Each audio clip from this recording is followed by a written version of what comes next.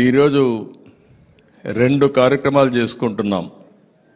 ఒకటి మైనారిటీ సంక్షేమ కార్యక్రమం దినోత్సవం, రెండోది జాతీయ విద్యా దినోత్సవం. ఈ రెండు చూస్తే ఒక చరిత్ర. ఈ రెండు కూడా భారతరత్న మౌలానా అబుల్ కలాం ఆజాద్ గారి జయంతిని పురస్కరించుకొని నిర్వహిస్తున్నాం. ఆయనకు ఘనమైన నివాళులర్పించాలి. ఈ దేశంలో ఒక మంచి దేశభక్తుడు ఎవరంటే దానికి చిరునామా మౌలానా అబుల్ కలాం ఆజాద్. ఈరోజు చాలామంది ఉంటారు, కానీ కొంతమంది చరిత్రలో మిగిలిపోతారు. అలాంటి వ్యక్తుల్లో వీరొకరు. ఆ రోజు స్వాతంత్రం కోసం పోరాడారు. ఆ తర్వాత మీరు చూస్తే దేశంలో ఈరోజు ఒక నాలెడ్జ్ ఎకానమీ వచ్చిందంటే దానికి నాంది పలికిన వ్యక్తి మౌలానా అబుల్ కలాం ఆజాద్ గారు. తొలి భారత విద్యాశాఖ మంత్రి, భారతరత్న. ఆయన చూపించిన చొరవ చూస్తే ఈరోజు కాదు ఎప్పుడు కూడా మనం అందరం గుర్తుపెట్టుకునే విధంగా 1951 మొదటి ఐఐటి స్థాపించిన వ్యక్తి మౌలానా గారు. ఈరోజు ఐఐటి అంటే ప్రపంచం మొత్తం గుర్తింపు వచ్చిందంటే ఎవరైనా పిల్లలు చదువుకోవాలి అనుకుంటే ఎక్కడ చదువుకోవాలనే దానికి చిరునామా ఐఐటి. అది స్థాపించిన వ్యక్తి మౌలానా అబుల్ కలాం ఆజాద్ గారు. రెండో విషయం మీరు చూస్తే విద్యకు ప్రాధాన్యత ఇచ్చాడు. పిల్లలందరినీ బాగా చదివించాలని ఆలోచించాడు. అందుకే మొట్టమొదటిసారిగా యూజీసీ తీసుకొచ్చాడు. యూనివర్సిటీ గ్రాంట్స్ కమిషన్ తీసుకొచ్చి నేరుగా యూనివర్సిటీకి గ్రాంట్ ఇచ్చి విద్యను ప్రోత్సహించిన వ్యక్తి, ఒక మహా దేశభక్తులని నేను క్లియర్గా చెప్తున్నా. అలాంటి వ్యక్తి మౌలానా అబుల్ కలాం ఆజాద్ గారు. అందుకే నవంబర్ 11 ఆయన పుట్టిన రోజున 2008 నుంచి జాతీయ విద్యా దినోత్సవాన్ని జరుపుకుంటున్నాం. అదే సమయంలో మన రాష్ట్రంలో మనందరం కలిసి ఈరోజు మైనారిటీ సంక్షేమ దినోత్సవాన్ని కూడా మనం జరుపుకునే పరిస్థితికి వచ్చాం. ఇలాంటి వారిని ఒకసారి స్ఫూర్తికి తెచ్చుకోవడం ఓసారి అనిపిస్తుంది. నాకు కూడా ఒక అవకాశం వచ్చినప్పుడు ఎవరైతే అబ్దుల్ కలాం గారిని రాష్ట్రపతిగా ఎంపిక చేయడానికి నేను కూడా సహకరించాను, దోహదం చేశాను. అది చూసినప్పుడు ఎంతోమంది వస్తారు, కానీ అందరి గుండెల్లో చిరస్థాయిగా ఉండే వ్యక్తి అబ్దుల్ కలాం గారు అని చెప్పి కూడా నేను మీకు తెలియజేస్తున్నా. ఇలాంటి గొప్ప వ్యక్తుల్ని మనం స్మరించుకోవాల్సిన అవసరం ఉంది. ఈరోజు నేను ఇప్పుడు కాదు, 45 సంవత్సరాలుగా నన్ను చూశారు. నేను ముఖ్యమంత్రి అయినప్పటి నుంచి మీరు చూస్తున్నారు. నేను ఎప్పటికీ మీ మనిషిగా ఉంటా, మైనారిటీ శ్రేయోభిలాషగా ఉంటా, మీ హక్కుల కోసం పోరాడతా, మీ సంక్షేమం కోసం పాటుపడతా, మీ సాధికారత కోసం నిరంతరం పనిచేస్తానని మరొక్కసారి మీ అందరికీ హామీ ఇస్తున్నా. ఈ రాష్ట్రంలో అందరికంటే ఎక్కువ నేను క్లెయిమ్ చేసుకునే అవకాశం కూడా ఉంది. హైదరాబాద్లో ఉర్దూ యూనివర్సిటీ పెట్టామంటే అది నేనుండంగానే హైదరాబాద్లో ఉర్దూ యూనివర్సిటీ వచ్చింది. మళ్ళీ రాష్ట్రంలో విడిపోయిన తర్వాత మళ్ళీ ఉర్దూ యూనివర్సిటీ హైదరాబాద్లో ఉంది. ఇక్కడుండే మైనారిటీస్కి మళ్ళీ రావాలని మొట్టమొదటిసారిగా కర్నూలులో ఉర్దూ యూనివర్సిటీ మళ్ళీ పెట్టాం. ఒకప్పుడు ఈ రాష్ట్రంలో ఉండే మైనారిటీ సోదరులు, ముస్లిం సోదరులు ఆ రోజు మక్కాకు పోవాలంటే బాంబేకో బెంగళూరుకు పోయేవాళ్ళు. ఆ రోజు నేను ఆలోచించి అది కూడా ఎక్కడో మారుమూల కట్టడం కాదు, సాక్షాత్తు అసెంబ్లీకి ఎదురుగా ఒక బ్రహ్మాండమైన బిల్డింగ్ను కట్టి మిమ్మల్ని హైదరాబాద్ నుంచి డైరెక్ట్ ఫ్లైట్ వేసి మక్కాకు పంపించాం. ఆ రోజు నేను ఒక చట్టం తీసుకొచ్చా. ఆ చట్టం ప్రకారం బిల్డింగ్ అంతా కూడా రెగ్యులేషన్స్ అన్ని చట్ట ప్రకారం కట్టాలని, చట్ట ప్రకారం కాకుండా ఒక 4-5 అంతస్తులు ఎక్కువ కడితే నా జీవితంలో ఎగ్జామ్ట్ చేసింది మా మైనారిటీ సోదరుల కోసం ఎగ్జామ్ట్ చేసి ఆ బిల్డింగ్ పర్మిషన్ కూడా ఇచ్చాను, చట్టాన్ని సవరించాను. ఎప్పుడు కూడా ఇలాంటి కార్యక్రమాలే కాకుండా మీరెన్నో ఉద్యమాలు చేశారు, ఎన్నో పోరాటాలు చేశారు. ఉర్దూ రెండో భాష చేయాలంటే ఎవరు ఒప్పుకోకపోతే నేను ఆ రోజు 24 జిల్లాల్లో 13 జిల్లాల్లో ఉర్దూ రెండో భాష చేసిన ఘనత తెలుగుదేశం పార్టీది. మైనారిటీ ఫైనాన్స్ కార్పొరేషన్ పెట్టింది తెలుగుదేశం పార్టీ, ఉర్దూ అకాడమీ పెట్టింది తెలుగుదేశం పార్టీ, వక్ఫ్ బోర్డు ఆస్తుల్ని పరిరక్షించిన పార్టీ తెలుగుదేశం పార్టీ. ఆ విషయం మీరు గుర్తుపెట్టుకోవాలి. సమైక్య ఆంధ్రప్రదేశ్లోనే నేను ఆ రోజు ఒక ట్రిబ్యునల్ వేసి ఆడిట్ చేపించా ఆస్తులన్నీ. ఈ ఆస్తులు అన్యాకాంతరం కాకూడదని, శాశ్వతంగా మీకు ఉండాలని ఆ రోజు నుంచే ప్రయత్నం చేస్తూ వచ్చాం. అయితే ఈ రాష్ట్రం వచ్చిన తర్వాత 25-26లో 5,434 కోట్ల రూపాయలతో మైనారిటీ సంక్షేమ బడ్జెట్ పెట్టుకున్నాం. ఇది కాకుండా ఈరోజు మీరు చూస్తే ఏ రాష్ట్రంలో కూడా ఇవ్వడం లేదు. మన రాష్ట్రంలో కొన్ని ఇబ్బందులు ఉన్నాయి, మీరు గుర్తుపెట్టుకోవాలి. ఆ ఇబ్బందులు నేను ఆ రోజు హైదరాబాద్ని అన్ని విధాలా అభివృద్ధి చేశాను. నేను దృష్టిలో పెట్టుకున్నది ఓల్డ్ సిటీ పక్కన ఎయిర్పోర్ట్ కట్టాను, మీరు గుర్తుపెట్టుకోవాలి. నేను దూరదృష్టితో కట్టాను అది కూడా. అదే మరి ఒక ఔటర్ రింగ్ రోడ్ వేస్తే ఈరోజు మీరు చూస్తే హైదరాబాద్లో ఉండే ముస్లింస్ అంతా బ్రహ్మాండంగా కోటీశ్వరులు లక్షాధికారులు అయ్యారంటే అది ఆ రోజు నేను చేసిన పని అని చెప్పి నేను మీకు తెలియజేస్తున్నా.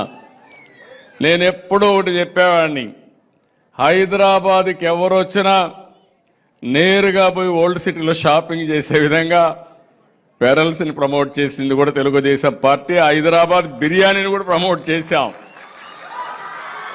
ప్రపంచం మొత్తం హైదరాబాద్ బిర్యానీ అంటే దానికి ఒక ఛామ్ క్రియేట్ చేసే పరిస్థితికి వచ్చామంటే, ఇంకొక పక్క ఆ రోజు ప్యాలెస్ ఉంటే, పలక్నమా ప్యాలెస్ ఉంటే నిజాం సంస్కృతిని కాపాడడానికి ఒక బ్రహ్మాండమైన హోటల్ పెట్టి దాన్ని కూడా పరిరక్షించామని చెప్పి కూడా నేను మీకు తెలియజేస్తాను. 1-2 కాదు, నేను వారసత్వాన్ని కాపాడడం కోసం అన్ని విధాల ప్రయత్నం చేశాం. అదే సమయంలో ఈరోజు మనకు చాలా ఇబ్బందులు వచ్చినా ఏ పేదవాళ్లకు ఇబ్బంది ఉండకూడదని సూపర్ 6 చెప్పా, చేసి చూపించిన పార్టీ ఎన్డీఏ. నేను చాలాసార్లు మిమ్మల్ని చూశాను. నేను ఏ పని చేసినా ఏ మాత్రం ఆలోచించకుండా నేనుంటే మీరు క్షేమంగా ఉంటారని ఆటోమేటిక్గా ఓట్లేసిన విషయాన్ని నేను ఎప్పుడూ మరిచిపోలేను నా జీవితంలో. అలాంటిది ఈరోజు కూడా మిమ్మల్ని చూస్తున్నా. నేను అందుకని మీ అందరికి కూడా విజ్ఞప్తి చేస్తున్నా, కష్టాలున్నా పెన్షన్లు 4,000, 6,000, 10,000, 15,000 ఇచ్చే ఏకైక పార్టీ భారతదేశంలో ఆంధ్రప్రదేశ్లో ఉండే ఎన్డీఏ అని చెప్పి కూడా నేను మీకు తెలియజేస్తున్నా. ఇదే కాకుండా తల్లికి వందనం, ముందు మాయ మాటలు చెప్పారు. ఈరోజు ఎంతమంది పిల్లలుంటే అంతమందికి తల్లికి వందనం ఇస్తారంటే ఇచ్చి నిరూపించుకున్నా ఎక్కువ బెనిఫిట్ అయింది మా మైనారిటీ సోదరి మండలే, మా ఆడబిడ్డలే. దానికి నేను గర్వపడుతున్నా. ఇంకో పక్క మీరు ఒకసారి ఆలోచిస్తే ఈరోజు దీపం, మా ఆడబిడ్డలకు దీపం పెట్టి వంట గ్యాస్ సిలిండర్లు ఒకప్పుడు ఉచితంగా ఇచ్చా, ఇప్పుడు 3 సిలిండర్లు ఉచితంగా సంవత్సరానికి ఇచ్చే కార్యక్రమాన్ని తీసుకున్నా. స్త్రీశక్తి, మా ఆడబిడ్డలు ఎవ్వరి పర్మిషన్ అవసరం లేదు. రాష్ట్రంలో ఎక్కడ తిరగాలన్నా తిరిగే స్వేచ్ఛ మా ఆడబిడ్డలకు ఇచ్చిన పార్టీ ఎన్డీఏ అని చెప్పి కూడా నేను మీకు తెలియజేస్తున్నా. ఎప్పుడు కూడా ఆటోమొబైల్ అంటే నాకు గుర్తొచ్చేది మా మైనారిటీ సోదరులే. ఎక్కడ చూసినా ఆటోమొబైల్ ఇండస్ట్రీ పైన మీరు ఆధారపడతారు. మెకానికల్గా ఇవన్నీ చాలా ఉంటాయి. అందుకే ఆటో డ్రైవర్కి కూడా 15,000 రూపాయలు చొప్పున డబ్బులిచ్చి మిమ్మల్ని ఆదుకున్న పార్టీ తెలుగుదేశం పార్టీ. ఇది కాకుండా విద్యార్థులు స్కాలర్షిప్లు ఇస్తున్నాం. ఇంకో పక్కన ఇప్పుడే ఆడబిడ్డ చాలా ధైర్యంగా చెప్పింది. నేను ఒకటే మాట చెప్పాను, మొదటి సంతకం మెగా డిఎస్సి పైన పెట్టి 16,300 ఉద్యోగాలు ఇచ్చిన ఘనత సంవత్సరంలో ఈ ఎన్డీఏ ప్రభుత్వం అని చెప్పి కూడా నేను మీకు తెలియజేస్తున్నా. ఇంకొక పక్కన నైపుణ్య శిక్షణ కార్యక్రమాలు కూడా పెట్టాం. నేను మీకు అందరికీ ఒకటే హామీ ఇస్తున్నాం, ఈరోజే నియోజకవర్గానికి ఒక ఎంఎస్ఎంఈ పార్కులు పెడుతున్నాం. నేను ఒకటే కోరుకుంటున్నా, 1 ఫ్యామిలీ 1 ఆంటర్ప్రెన్యూర్. 25 ఏళ్లకు మునుపు మీకు ఒక మాట చెప్పాను, 1 ఫ్యామిలీ 1 ఐటీ ప్రొఫెషనల్ అని చెప్పి. నా మాట నమ్మిన వాళ్ళు పైకి వచ్చారు. అప్పట్లో ఇప్పట్లో కొంచెం మీలో కూడా ఇంకా పిల్లల్ని బాగా చదివించడం లేదు.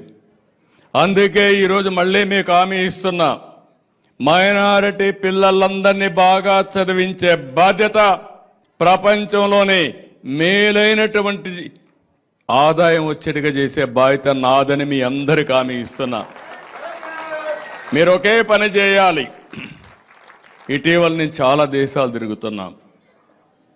ఇటీవల గల్ఫ్ కంట్రీస్ కూడా పోయి వచ్చాను. దుబాయ్, అబుదాబి పంపించాను. అక్కడ బ్రహ్మాండంగా అందరినీ చదివించే బాధ్యత తీసుకుంటున్నారు. ఆ రోజు చెప్పాను నేను మీకు, మీరు ఎంత ఆస్తి మీ పిల్లలకి ఇస్తారనేది కాదు, ఎంత బాగా చదివిస్తారనేది ముఖ్యం. మీరు చదివించమని ఆ రోజు చెప్పాను. ఈరోజు చదివించిన వాళ్ళు ఓసారి చూస్తే నాకే ఆనందం. ప్రపంచంలో ఎక్కడైనా ఎక్కువ తలసరి ఆదాయం వస్తుందంటే వచ్చేవాళ్ళు తెలుగు వాళ్ళు, అంటే ఆంధ్ర రాష్ట్రం నుంచి తెలంగాణ నుంచి పుట్టిన వాళ్ళు. దానికి కారణం నేను వేసిన ఫౌండేషన్ అని చెప్పి మీకు తెలియజేస్తున్నా. ఈరోజు ఇక్కడ మైనారిటీ పిల్లలు ఉన్నారు. దగ్గర దగ్గర 12-15 మైనారిటీ రెసిడెన్షియల్ స్కూల్స్ ఉన్నాయి. నేను ఆ రోజు డబ్బులు శాంక్షన్ చేస్తే అవి కట్టకుండా వదిలేసిపోయారు. మళ్ళీ ఇవన్నీ పూర్తి చేసే బాధ్యత నేను తీసుకుంటాను. ఇదే కాదు, ఇంకొక 3 ఆంధ్రాలో విశాఖపట్నంలో 1, రాయలసీమలో 2 మైనారిటీ ఆడపిల్లలకు రెసిడెన్షియల్ స్కూల్ పెట్టి 10th క్లాస్ వరకే కాకుండా ఇంటర్మీడియట్ వరకు పెట్టి ఉచితంగా చదివించే బాధ్యత నేను తీసుకుంటానని మా మైనారిటీ సోదరి సోదరులందరికీ హామీ ఇస్తున్నా. ఇవి కాకుండా ఇమాములకి, మౌజములకి 5,000 నుంచి 10,000 ఇస్తా అన్నాం. 3,000 నుంచి 5,000 ఇస్తానన్నాం. ఇప్పుడే నా ఇన్ఫర్మేషన్ వస్తే 10 నెలల నుంచి ఇవ్వలేదంటే ఇప్పుడే ఆదేశాలు ఇచ్చా, రేపే మీకు రిలీజ్ చేస్తున్నారు. నేను హామీ ముందుగానే వెరిఫై చేసుకొని వచ్చాను ఇక్కడికి వచ్చేటప్పుడు. ఎందుకంటే అది నాకు మీ మీద ఉండే కమిట్మెంట్, ప్రేమ అని చెప్పి మరొకసారి మీ అందరికీ తెలియజేస్తున్నా. హజ్ యాత్రికుల కోసం కడపలో హజ్ బిల్డింగ్ కడితే ఆ భవనాన్ని కూడా పూర్తి చేయకపోతే పూర్తి చేస్తున్నాం. విజయవాడలో కూడా చేస్తాం. ఇంకొక పక్కన హజ్కి పోయే వాళ్ళందరికీ, యాత్రకు పోయే వాళ్ళందరూ ₹1,00,000 చొప్పున సహాయం చేస్తామని చెప్పి కూడా నేను మీకు తెలియజేస్తున్నా. మొట్టమొదటిసారిగా మసీదులకు, షాదీఖానాలకు, సమాధులకు, కమ్యూనిటీ హాల్కి డబ్బులు ఇచ్చిన పార్టీ తెలుగుదేశం పార్టీ. అవన్నీ కూడా పెండింగ్ పడ్డాయి. కానీ ఆర్థిక ఇబ్బందులుండి నేనే మార్నింగ్ కూడా చెప్పాను, నేను చాలా అనుభవం ఉండి కూడా ఈ రాష్ట్ర ఆర్థిక పరిస్థితి నాకే అంతుబట్టడం లేదు.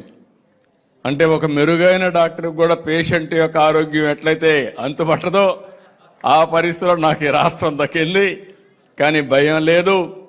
నా చేతుల్లో ఆ రోజు చెప్పా, నేను చాలా కేర్ఫుల్గా డ్రైవ్ చేసే వ్యక్తిని కాబట్టి సురక్షితంగా మిమ్మల్ని అందరినీ ఒడ్డుకు తీసుకుపోయే బాధ్యత నాది, అది చేస్తానని కూడా మీ అందరికి హామీ ఇస్తున్నా.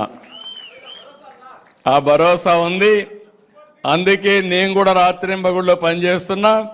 ఇప్పటికి మీరు చూస్తే ఎక్కడా జరగల. సూపర్ 6 సూపర్ హిట్ చేశాం, అన్ని సంక్షేమ కార్యక్రమాలు ఇచ్చాం, అభివృద్ధి కూడా సూపర్ హిట్ చేసిన ఘనత మనకే దక్కింది. ఇంకో పక్క మీరు చూస్తే ఇప్పటికి మనకు వచ్చిన పెట్టుబడులు దగ్గర 10 లక్షల కోట్ల రూపాయలు పెట్టుబడులు వచ్చాయి ఇప్పటికే. రేపు విశాఖపట్నంలో సిఐ పార్ట్నర్షిప్ పెడుతున్నాం. అక్కడ ఇంకొక 9 నుంచి 10 లక్షల కోట్ల రూపాయలు పెట్టుబడులు రాబోతున్నాయి. ఇంకో పక్క మీరు చూస్తే గూగుల్ భారతదేశ చరిత్రలో 15 బిలియన్ అంటే 1,25,000 కోట్ల రూపాయలు 5 సంవత్సరాల్లో విశాఖపట్నంలో ఖర్చు పెడుతున్నారంటే, ఆ రోజు నా జర్నీ హైటెక్ సిటీ ఐటీతో ప్రారంభమైంది. ఇప్పుడు ఇక్కడికి వస్తానే గూగుల్తో ప్రారంభించి ఏఐతో ముందుకు పోతున్నాం, ఆర్టిఫిషియల్ ఇంటెలిజెన్స్తో ముందుకు పోతున్నాం. నేను అక్కడే కోరుతున్నా, మా మైనారిటీ సోదరులు ఎవ్వరూ వెనకబడిపోవడానికి వీలు లేదు. మీకు ఇష్టం ఉన్నా లేకపోయినా మిమ్మల్ని అందరినీ చదివించి గ్లోబల్ లీడర్స్గా తయారు చేసే బాధ్యత నాదని మరొకసారి మీ అందరికీ విజ్ఞప్తి చేస్తున్నా. మన పిల్లల భవిష్యత్తు ముఖ్యం. దానికి మనం అందరం కూడా వర్కౌట్ చేసుకోవాల్సిన అవసరం ఉంది. ఇంకొక పక్కన ఇప్పుడే వక్ఫ్ బోర్డు ఆస్తులకు దగ్గర 4,700 ఉంటే అందులో 1,500 మాత్రం ఇచ్చేసాం. ఇప్పుడే నేను మాట్లాడినప్పుడు సమాచారం కూడా ఇచ్చారు. అవన్నీ కూడా మనం ఇచ్చేయడం కోసం కొంచెం టైం పడుతుందంటే కేంద్రానికి కూడా లెటర్ రాస్తా, టైం ఎక్స్టెండ్ చేయమంట. నేను ఒకటే ఆ రోజు కూడా హామీ ఇచ్చా, ఈ వక్ఫ్ బోర్డు చట్టంలో సవరణలు తీసుకొచ్చిన ఇక్కడ మాత్రం మైనారిటీ సోదరులనే పెట్టి మీ ఆస్తులు కాపాడే బాధ్యత నాదని ఆ రోజు చెప్పా, ఈ రోజు చెప్తున్నా, ఇది కాపాడుతాను. మీ సమక్షంలోనే ఉంటుంది, మీ ఆధ్వర్యంలో ఉంటుంది. మీరందరూ కలిసి దీన్ని ఏ విధంగా ముందుకు తీసుకుపోతే పూర్తిగా సహకరించే బాధ్యత, ఈ ఆస్తులు పరిరక్షించే బాధ్యత, మీ అభివృద్ధి ఖర్చు పెట్టే బాధ్యత, అదే మాదిరిగా బడ్జెట్లో కూడా మీ దామాష ఎంత రావాలో అంత ఖర్చు పెట్టి, పేదరికంలో ఉన్నారు కాబట్టి ఇంకా ఎక్కువ ఖర్చు పెట్టి మిమ్మల్ని పైకి తీసుకొచ్చే బాధ్యత నాదని మరొకసారి మీ అందరికీ హామీ ఇస్తున్నాం. ఇది కాకుండా ఈరోజు మీరు ఒక్కసారి చూస్తే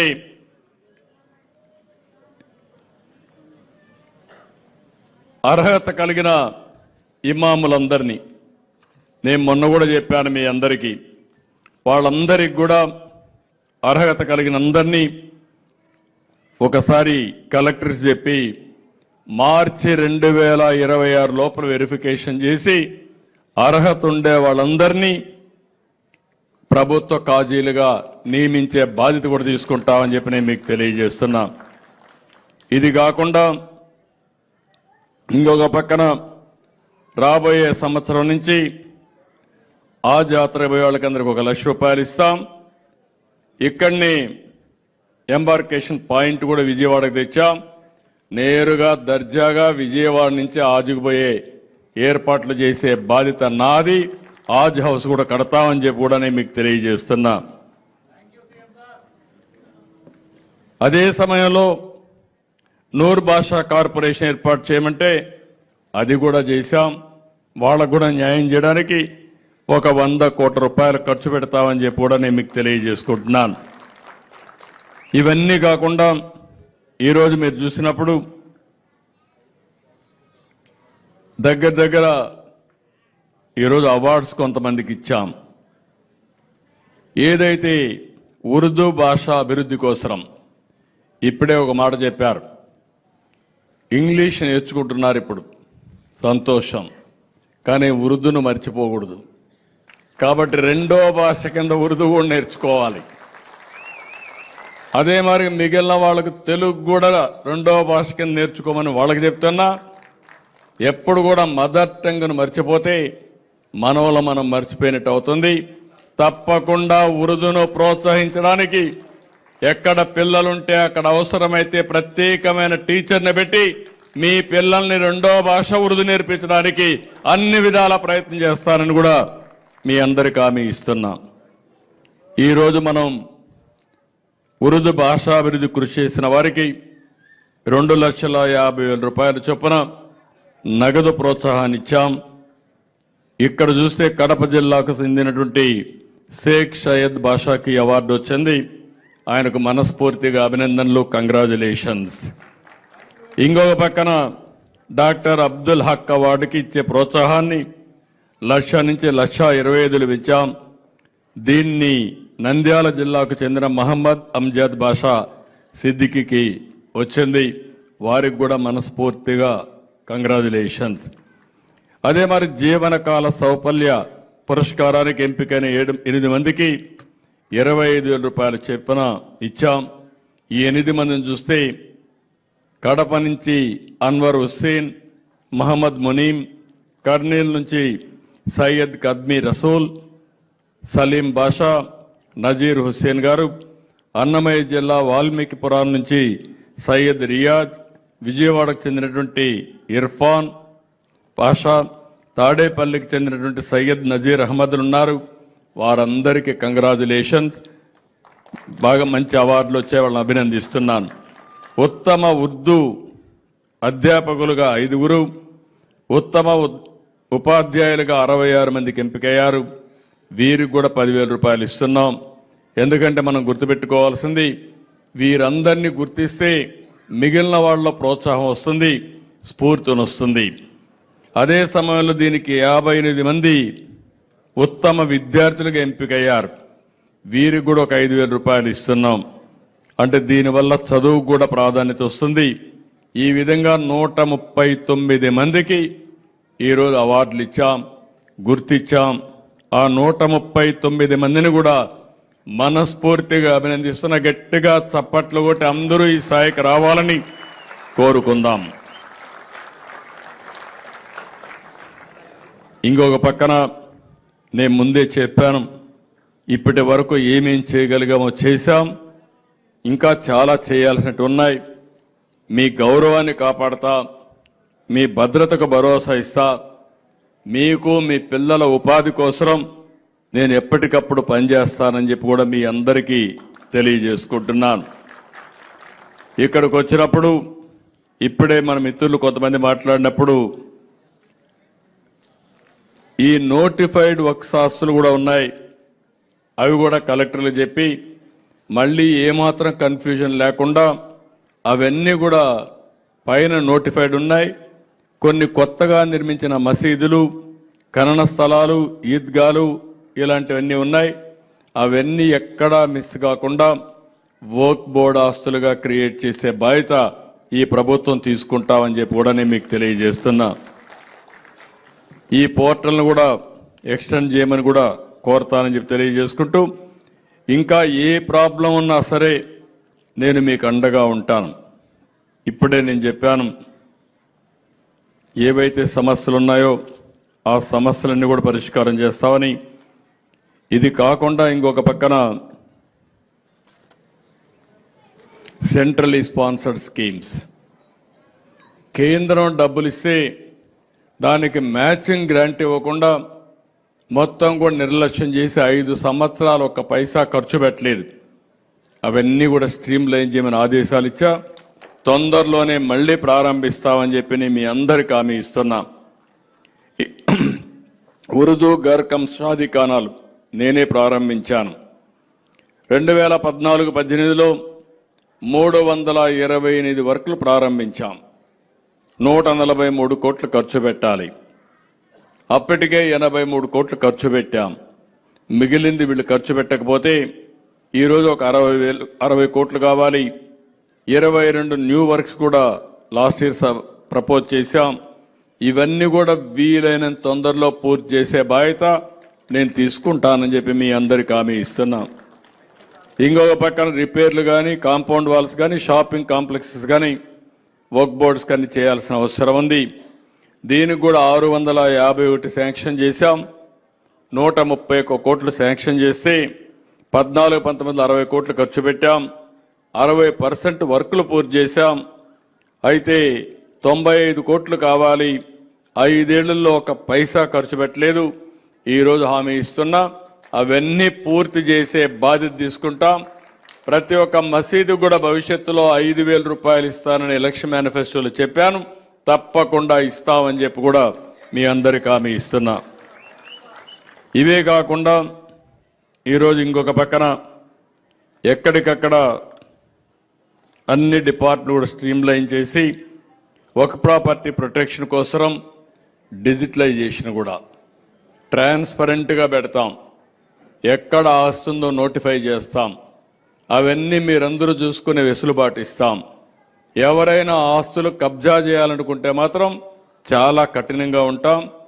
అవన్నీ కూడా మీ ప్రయోజనాల కోసం అవసరమైతే ఒక ఎక్స్పర్ట్ కమిటీ పెట్టి వాళ్ళందరి సమస్యలు ఇవన్నీ వర్కౌట్ చేసి ఏ విధంగా ఆదాయం పెంచుకోగలుగుతామో, ఏ విధంగా మైనారిటీ సోదరిమణులకు ఉపాధి కల్పించగలుగుతామో అవన్నీ చేస్తానని చెప్పి కూడా నేను మీకు హామీ ఇస్తున్నా.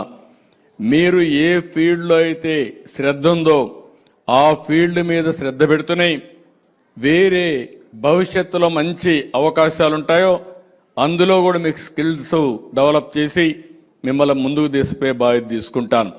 ఎందుకంటే మీరు ఒకటి గుర్తుపెట్టుకోవాలి, నేను 4వసారి ముఖ్యమంత్రి. హైదరాబాదుని అడుగడుగున ఒక్కొక్క ఇటుక పేర్చుకుంటూ నేను ఒక 9 సంవత్సరాలు కష్టపడ్డాను.